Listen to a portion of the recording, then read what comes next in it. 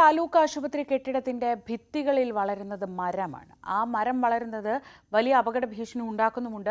കെട്ടിടത്തിന്റെ പുറകുവശം കാട് കയറിയ നിലയിലാണ്. 2 പതിറ്റാണ്ട് പഴക്കമുള്ളതാണ് കെട്ടിടം.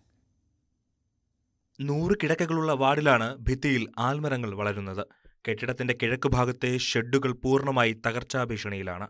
പൊട്ടിയ ഭാഗങ്ങളിലൂടെ ഭിത്തിക്കുള്ളിലേക്ക് വെള്ളം ഇറങ്ങുന്നത് ബലക്ഷയത്തിന് കാരണമാകുന്നു. OP, pharmacy, ultrasound scanning unit തുടങ്ങിയവ ഈ കെട്ടിടത്തിലാണ് പ്രവർത്തിക്കുന്നത്.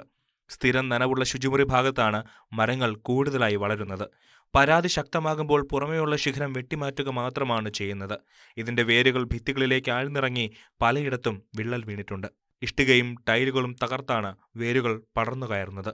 ഇത് കാരണം സിമന്റ് പാളി അടർന്ന് കല്ലുകൾ തെളിഞ്ഞിട്ടുണ്ട്. കൂടാതെ ശുചിമുറിയിൽ നിന്നുള്ള മാലിന്യം പൊട്ടിയ പൈപ്പുകളിലൂടെ ഭിത്തികളിലേക്ക് ഇറങ്ങുന്നതും പ്രശ്നമാണ്.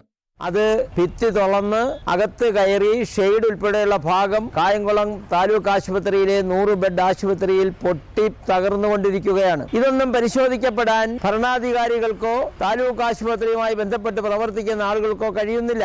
കാലവർഷം ശക്തമായ പശ്ചാത്തലത്തിൽ ഭിത്തിയിലെ പൊട്ടിയ ഭാഗങ്ങളിലൂടെ വെള്ളമിറങ്ങുന്നത് കെട്ടിടത്തെ സാരമായി ബാധിക്കുന്നു.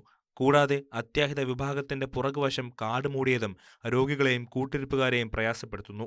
ഈ ഭാഗങ്ങൾ ഇഴജന്തുക്കളുടെ ആവാസ കേന്ദ്രമാണെന്നാണ് പരാതി. വള്ളിപ്പടർപ്പുകൾ ജനാലകളിലൂടെ കെട്ടിടത്തിനകത്തേക്കും പടരുകയാണ്. പലതും തുറക്കാൻ കഴിയുന്നില്ല. ഇതിന് പരിഹാരം കാണുന്നതിൽ അധികൃതർ വീഴ്ച വരുത്തുന്നതായാണ് ആക്ഷേപം. ന്യൂസ് 18 കായംകുളം.